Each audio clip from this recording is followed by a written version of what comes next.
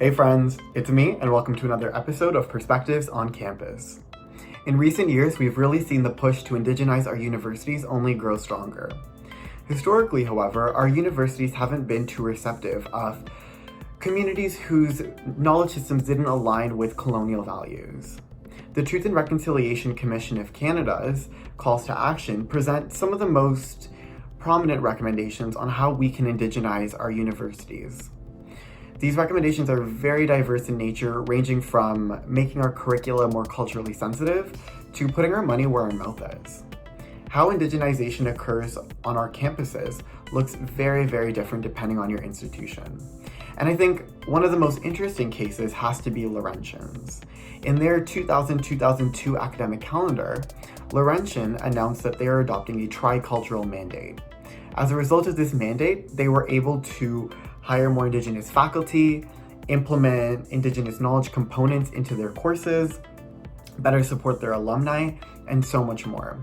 I want to learn more about this tricultural mandate and see what more we can do to decolonize our campuses.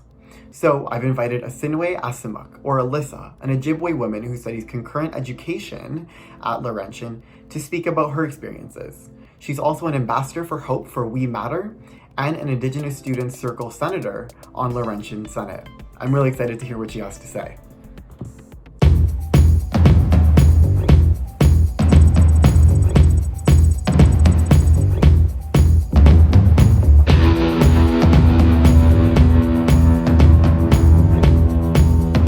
Thank you so much for joining us today.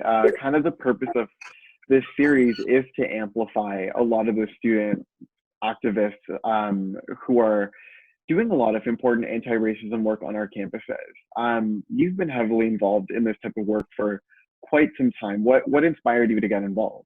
Ever since I was younger, I've always kind of just been involved with this kind of stuff. I've always been the one like kind of speaking up for the underdog. And a lot of that influence comes from my name and my clan and all of my culture with that.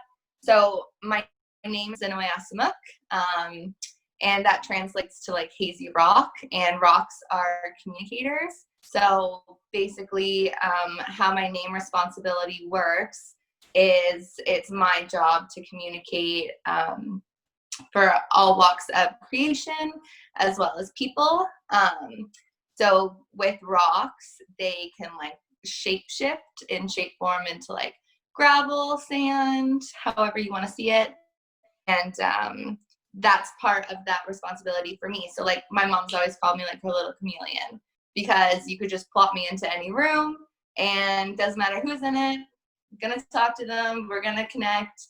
And it's, I don't know, like I've just kind of always carried myself that way. And then with my clan, I'm Crane clan. So we're like echo makers, often like politicians, leaders, teachers, and that kind of has just been my path this whole time. So with my respect to my name and my clan, these are responsibilities and roles as I walk through my life and my journey. So the ultimate goal is, the one, which is like the good life. Yeah. Thank you so much for sharing that. That is so interesting to learn more about. And I know you're a student at Laurentian, and one of your biggest priorities being involved in your campus community has been to advance Indigenous students' equity. I know that you have really been trying to support Indigenous students in prioritizing their physical wellness. You've really been working to make university campuses more accessible for Indigenous youth and so forth. And I think the one thing that really sets apart Laurentian from other universities such as my own is that it adopts a tricultural mandate. I'm wondering, has this mandate supported the advocacy work that you're doing? Because it's a very unique mandate. I would definitely say yes. Like, I feel like if I went to any other university, I would not be where I am today. I would not have reclaimed my culture. I would not be as involved as I am. Like, not only does the university support the tricultural mandate, so everything's bilingual, but we're moving in towards, I think it was last year in August, we got a Anishinaabe translator, and we have all the signs in all 3 languages now, which I think is so cool. But we have that community support too. So Like it was really fluke coming into Laurentian and like moving 7 hours away from home. But like, I mean, with everything, even just like, I feel like all the content that we have within our curriculum, it doesn't matter what program you're in, you're still going to get that Indigenous content because like the knowledge systems are universal and the school supports that and supports, you know, all of us, you know, reclaiming our culture and being accepted. And I feel like, I don't know, I was just like open with welcome arms. And I've never had that before. So it's really, really powerful to have that. So if I'm kind of interpreting this correctly, the mandate establishes a series of guiding principles for the university, and then it's up to the administration and the faculty for actually implementing it. Tangibly, like what does this mandate demand? Because I see it's inspiring a lot of different action.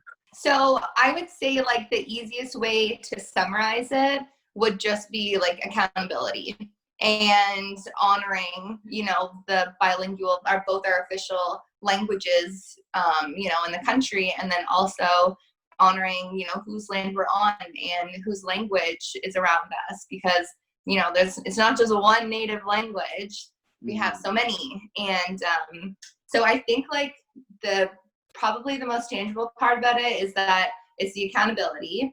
And then it's also just like those different initiatives. So it's like, okay, what can we do this year? Like, what can we do within our hiring, in our admin? How do we diversify? How do we indigenize the space more? How is it more accessible? So a lot of it, I would say, is just accountability, and then that extra step to becoming more action-oriented to fulfill it. Interesting. And so if the mandate provides accountability, I would imagine that that is a really effective first step, but what's next? What programming or initiatives can help supplement the mandate or even help fulfill the mandate? That's such a complex question. Like there are so many different things that a university could do. I think like the biggest thing is just like you got to start from like the top down, right? So I would say like we need to diversify our admin. You know, we need different perspectives. We need different backgrounds. Like we can't just have all the same people sitting in a room making all the decisions that affect so many people in our spaces. Like we need to hold our admin accountable so that everything else can fall in place. And then it's just kind of like a little domino effect. And then I would say, I think our other thing is the identity-based curriculum. So, you know, having that Indigenous content and honoring that and honoring those knowledge systems. And then I would also say, I mean, our school also does the self-identification. So in terms of like status cards and everything, that's always been a really controversial topic. And in terms of resources, like I can't speak on other universities and stuff because I don't exactly know how their policies work, but at least at Laurentian, you know, you still have access to all of those resources. And it's also open to anyone, you know, like our events and our spaces aren't just for us, you know, they were put there for us, you know, so that we have those safe spaces and we can practice, you know, we can smudge if we need to smudge and we can take that time, you know, if it's getting overwhelming in a modern campus. But, you know, just holding that space and having it being a safe space, and then having our admin, you know, accountable right from the get-go. You know, they have those, they have that initiative and that understanding that, you know, we're not all the same and we all need different resources and we're all on a different journey. Like there's no, like, you got to get everything done by 4 years. It's no, how do we do this? How can we do this efficiently and safe and healthy, which is what the mandate helps support, I would say. And I think, you know, one thing I've really struggled with, you know, now that I'm entering my 4th year at Western, is trying to get a sense of how we can change an institution that is so embedded in white supremacy and colonization. And I think what you're showing me is that incremental systemic change is possible.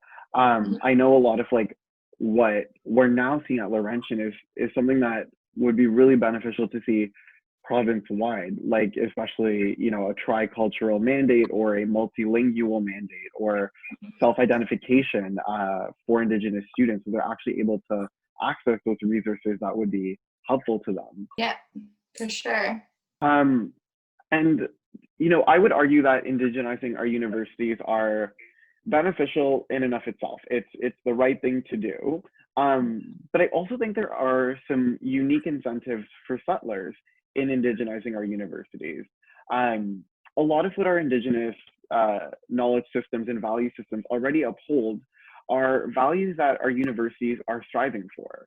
And an example I like to fall back on is community engaged learning.